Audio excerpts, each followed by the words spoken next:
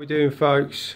So this is just to be a quick update. Thought I'd just jump on and do a quick update on my channel, because just looking through my other people's channels I've subscribed to, there's a guy on there, Steve Dyers, he's having a few problems with his system, and thought I'd just do a quick video so I could maybe try and help him out a little bit, because you know how it is, and your tank's not going well, and you've got problems and you're basically crying out for help.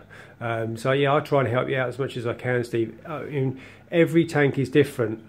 What's right for one might not be right for another and whatnot, and it is a learning journey. We're all learning still, and you know, you've just got to find what's right for your system, what you've got in your system, how it reacts to running different parameters and different maintenance routines and stuff like that. So Steve, this video really, the first part is just going to be for you, just so I can try and help you out with your the problems you're having. I've just watched your latest update. So yeah, I'll get straight into it. So you, from what you've said in your video, don't stress too much about your water parameters. Now, when you do tests on these Salafoot kits, don't worry about the time of day you do it. The only test you do to worry about what sort of time of day would be pH, because pH can change obviously depending on the time of day. You know, if it's right at the end of the day, the lights have been on all day, you'll get a slightly higher reading of pH. That's the only one. The other readings, don't worry about you know, recording what time you did it, because it won't make any difference. Whether you test alkalinity 8 o'clock in the morning or 3 o'clock in the afternoon or midnight, it will be the same. Obviously with slight fluctuations. The reason you're getting slight fluctuations with your tests, I think, they're pretty much stable, and you get slight variations, and you're sort of stressing about why they're changing. Well, they're probably not changing much. They look pretty stable, because the figures that you're recording are, you know, around about the same every time. What it is you know, slight difference. When you do a test, you get ever so slightly different reading every time, but you get a rough approximate figure of what the test was. So don't stress about whether, you know, magnesium's moved, you know, 10 parts per million or whatever. You know, that's just the way test kits work, and it's got nothing to do with the time of day. So that's that covered. Obviously, you know that you've got your doses turned up, and you know that your levels need picking up a little bit. They're not massively off, but you know, the problems you're having in the tank obviously will certainly have an effect with, you know, the levels you're running. Get your alkalinity up to, like you said, you wanted it at 9.5. You know, try 9 out to start with. Get it nice and stable at 9. DKH of 9. Calcium, get that up into the 400s, preferably sort of 450. Bring it up slowly. And your magnesium, that's too low. 1100s, you're in the 1100s. You need that at least 1300 really. I'm running mine at 1430 at the moment. Now, this green hair algae problem you've got suddenly popping up everywhere, that will get worse unless you address it. I can only give you advice of what I would do, of the experiences I've had. What might be, you know, right for your tank could be, you know, long term could be slightly different. You just have to trial and error different parameters. But you know, there is a ballpark figure with parameters that you have to keep to, and anything way outside them is obviously not good. But the first thing I would do with your system is when you're doing, you know, you're doing these water changes as well, and your salinity's been a bit all over the place. You know, 0.22, the next day 0.26. That jumping around too much isn't good. You need to keep that really stable. And I think where you're going wrong maybe is with your refractometer. Now, I've got the same refractometer as you, and that's the only tool I use to do my salinity, and I do calibrate it with RO water. Just make sure, I don't know if you're making RO water at home, just make sure that your RO water is coming out of TDS 0. There's no contaminants going into the container at all whilst you're filling it up, and calibrate your refractometer with RO water. Make sure you get it dead on 0, and then and make sure the water change, what you're changing in the system, is at where you want it. And obviously your salinity can't change, then it'll always be the same. Mine never really fluctuates, it's 35 parts per thousand.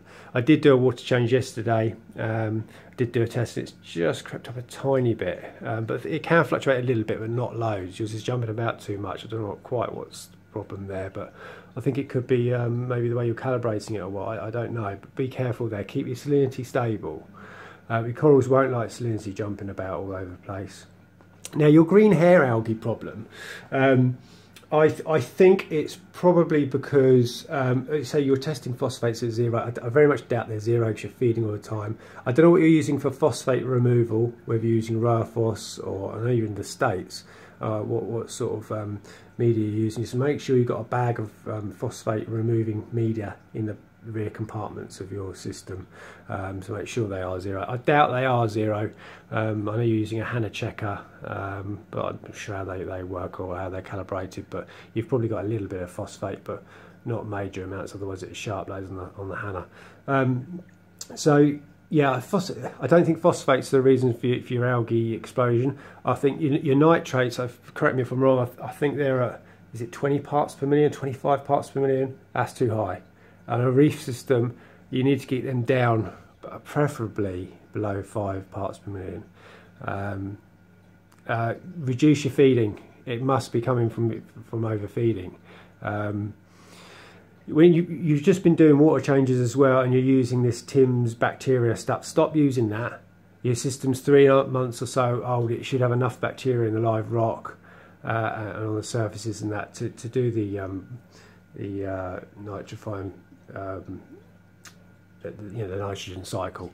So yeah, you shouldn't have to add more bacteria now. I think only doing that will only start messing the balance of everything up. Stop dosing the bacterial fluid. Get that skimmer back on again. Because what's happening is you're feeding. Obviously, you've got low phosphate readings, and that's not a reason why. The whole reason why algae wouldn't grow. Algae also needs nitrate and any sort of nutrients in the system, in the water, not in the form of nitrate or phosphate, but it will grab. Algae is such a clever thing. It's the slightest trace of nutrients, it will grab on the opportunity to feed off it. So my phosphates test at 0. And my nitrates have been 0 for a long time. I've just got a reading of 1 part per million. And there's always been algae in this tank, on the glass. Every couple of days I have to clean the glass. And if you look on that back wall where the coralline is, there's, patches of green. And that's in a system that's pretty low nutrients. So if you've got nitrates at 20, 25 parts per million, this is where this hair algae is coming from. So I would keep up your water changes to 10% of the system every week. Maybe try 20. 20 wouldn't hurt. If anything, it'll do your system good, because it'll just 20% dilute your nitrates every week. Reduce your feeding down to the bare minimum. Just a little pinch of flake twice a day, just a small amount. Get some phosphate media if you haven't. You probably have already got some in the back somewhere. Phosphate media. Get the skimmer back on again. Keep up the water changes. Start dosing. You've got your doser now. Just do it slowly to start with. Start dosing your big 3 elements: your calcium, your alkalinity, and your magnesium. And test every day to keep that. Once those levels start coming up to where you want them, and you'll be able to fine tune. You'll know. Roughly how much to dose every day. The reason your calcium's not going down, because obviously your corals aren't faring well, so they're not growing, so they're not using that down. Another reason why your algae, you might have a bit of a hair algae, but it's because your levels are so low. Your coralline algae is, it's your green hair algae that's populating in the tank now is out competing the coralline algae. So if you up your calcium and alkalinity, magnesium, your coralline should start recalcifying and growing, and should outcompete the green. The trouble is that could take some time, and you need to get rid of this green hair algae. And I've been there before with it, and I've been there with this system with that pink cotton candy algae, as you've probably seen in my updates. Same thing really. There's only certain stuff that eat it, that will consume it. That emerald crab won't make a dent in it at all. The only thing I found that will literally munch any type of, any colour algae there is in the system, and it do it quickly as well, is Mexican turbo snails. Oh, I've got 3 in here and they have done wonders for my rock. This is covered in that pink algae, red hair, macroalgae everywhere. It's just, they are just stripping it every night, and it's all coming back really nice. If you look back through the videos, my rock did not look like this at all. So yeah, Mexican turbo snails, go to wherever your local fish store or wherever, or order online, get them ASAP. If your system is sort of half the size of mine, so I would imagine 2 would be way enough. Trust me, they get through loads. I mean, it does look like a bit of a problem in your tank at the moment to you, but it's not a great problem at all. Within a week or 2, if you get these Mexican turbo snails, they'll just eat that. They just strip it all. Get your levels back up again. You know, on your doser, get all your parameters back, and the tank, you'd be surprised how quick it comes back around again, and your corals that you've got in there will all start picking up again. Just trying to think of any other advice I can give you. Really, you're doing everything right. You know, you seem very conscientious. You're testing all the time. It's all about just keeping the tank very stable. Any changes you make them slowly, unless they're dire. You know, like if there's a really low reading, so you need to get it up quite quick. Because if it's a more detrimental effect to bring, you know, let's say alkalinity was at 5, you need to get that up quickly. Obviously, you do it slowly, but the longer it's at 5, the effects of that are quite bad. So, yeah, just get everything in line and get it all stable and keep it there, and you'll find the system picks back up again. Get the Mexican turbo snails, because that green hair algae is just going to kick around for ages otherwise. And hermit crabs, serif snails, there's so many different types of cleanup crew, and I find none of them snails touch anything bulky algae wise. So you know, it's like these atrocious snails, I think they are, on the back here. They just glide around, just eating the very fine diatomic algae and, you know, film algae. Anything hairy or wiry, they don't touch that at all. And Mexican turbo snails are awesome for that. Yeah, I'm just trying to think what other advice I can give you, really. And I think that's about it. I obviously wish you the best of luck with getting it back on track.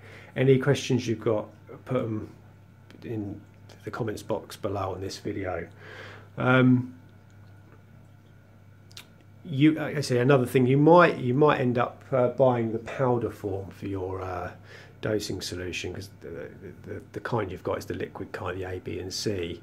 Depending on what your system uses down, once your system picks back up again and your corals start to grow again, you might find, especially alkalinity, that you're getting through loads of bottles of that, you know, every few months. So it ends up being quite expensive. I used to dose it liquid warm on my little nano, but with this tank, there's no way I'd be able to keep up with it. So yeah, so any questions you've got, chuck them in the box below. Keep giving us the updates on your tank. Another little tip I'll give you as well, because I used to write down my parameters and keep a log like you are, sort of manually. I find this website is so much easier to use than having to write stuff down all the time. You can access it so quick, and it's called Aquatic Log. Brilliant. It's you create a profile, and you can set up what parameters you want. Just get rid of this spoon. You can set up what parameters you want to check. So mine at the top, I've got these are the key ones that I think you should be keeping an eye on. It's obviously temperature, salinity, pH, nitrate, calcium, your alkalinity, phosphate, magnesium. The end one's silica. I mean, there's never any silica in the system now. I occasionally test for that, but very rarely. Obviously at the start of the system I did, but so yeah, and you got your dates. You just literally go into measurements and you click measurements, and going to drop down there, whatever you're testing. Let's say we're doing temperature, click, put in the value, whatever you got, and put add. And that puts in the 9th of Feb, temperature 26. You can also add obviously comments and notes to that, and it puts these little lines underneath. So you can hover over and see what you've done. Like yesterday, like 25 litre water change, clean sand with back siphon, clean skimmer cup, top RO reservoir, clean glass fully in and out. Just little notes of what you've done. It's just so much easier way of doing it than having to write it all down. You see there, calcium, hover over it, I'm dosing 18 ml a day, calcium, hover over the alkalinity, 100 ml a day of alkalinity. So magnesium, look. So it's just a little log, all online, it's all recorded, every day, all the way through to when you started doing it. Started mine the 12th of October last year. You can just look back at anything. Yeah, I advise doing that. Go onto a classic log, it's free. They do an upgrade. I think Pro you have to pay for it, but you don't really need the Pro really. I don't think it gives you much more. You can go into sort of other things with dosing and stuff, but I find this, you know, way enough what you can get with the free version. Yeah, it's great. And if you ever want to check my parameters out at any time, if you go into this little search banner at the top there, just put in Nath's Reef, and my Reefer 250 comes up with when I'm testing and all the parameters. Yeah, so onto my system. Mine's going okay, and it's seems to be looking good inside, slowly picking up. I've noticed the growth on the corals have slowed down, but all the colours looking good with everything. This pink hystrix, this pink, yeah, the remaining pink cotton candy that's on it, just clean shouldn't get off the other way, is slowly disappearing. You know, so the coral's not dead, it's still got polyps, there's a few white bits, bleach bits on it, but I do think it will recover. It is slowly getting better, and it is still, believe it or not, growing. The tips are starting to grow a little bit, so certainly not dead. And if we can try and keep these parameters perfect and stable, it should pick back up. All the other corals are doing good. All fish, you know, fish, livestock, brilliant. The Mexican turbo snails are really making a change now. They're starting to work on this wiry red stuff now, macroalgae. So it's reducing day by day, which is great. Probably the best clean-up crew you can get, Mexican turbo snails. I know I keep going on about it, but they are so so good. They're the only ones that literally eat anything and everything in their path. They're only active at night. Yeah, everything in the sump going good. Down here, just trying to think what to report on really. Someone did mention one of their questions. I've got to have a look. Where's your carbon reactor? I've ditched the carbon reactor because it's no good. It was on those bubble magnets, overflowing water fountain ones. Absolute rubbish. Makes a right mess, splashes all like the sump glass and everything. So yeah, I've just decided to just use a bag on the return section there, a bag of carbon just sitting on top there. Just change it out every couple of weeks. Like I said, the water's so clear all the time anyway. As you can see, let's just adjust the lighting quickly. It's just in manual mode at the moment for demonstration purposes on the video. But so group control, intensity. Turn the intensity up a bit, yeah. But as you can see, the water is so clear. There's no white hazing at all to it. Yeah, we're 6 months in now, or 6 months 1 week. Not that I'm really counting like that now. I just go monthly, like 6, 7, 8, 9, 10 months. You know, 6 months in, it's just starting to stabilise now quite a bit. All I'm doing now before I put any more livestock in there or any more corals is just to try and get it yeah, this is really stable with my parameters of calcium, alkalinity, and magnesium. So I've got the doser running, and it's once I get a nice stable parameters and all my corals start picking back up again and start growing, then I know that it's time I can add some more corals. Now I'm going to go for more SPS corals. Everything's looking good, especially Softy. This Zoa garden at the back, I don't know if you can see properly on this video, it's starting to look really good. So I wasn't really fussed with these Zoas, but they're starting to really pop out nice. You can see this camera, but they're really popping out nice. I don't know what the different kinds they're called. I think they're jokers at the back with the green polyps. You see better through here. There you go. I've got to focus the camera. Autofocus. Yeah, they're starting to look really nice, and there's them red ones there. There was always been a bit sort of crowded and hidden by macroalgae before, but the Mexican turbo snails are starting to pull that, eat that away from them, and they're starting to pop out nice. Zoom back out. My GSP is doing really good. It's really starting to spread that, but it looks great in the flowing current. Say SPS corals are all doing okay. This stylophora, say the colours come right back on it. You can't really tell on the camera. It looks a bit bright in the camera and a bit light, but it's definitely a deeper purple now. But I have noticed this growth slow down. I used to have these white tips at the top all the time, sort of really rapidly growing, but it's slowed right down. I don't know quite why that is, but barley slimer, that's doing great. Look, the branch at the back is really stretching up now. Plating Monty, slowly but surely. My toxic trumpet, or candy cane, whatever you want to call it, the flesh on it is just starting to strip back, as you can see, and I was quite concerned at first, but it's because it's starting to split heads and growing up. I think that's why. It can't keep all of its flesh right down to the base. Obviously the whole, as it grows, it'll have to start receding back and stretch up with the polyps as they grow up, I would imagine. But it's feeding okay. It's fed it this morning, so it's not quite so plump as it usually is. Can't really see, but it's got sort of two heads. Where is it?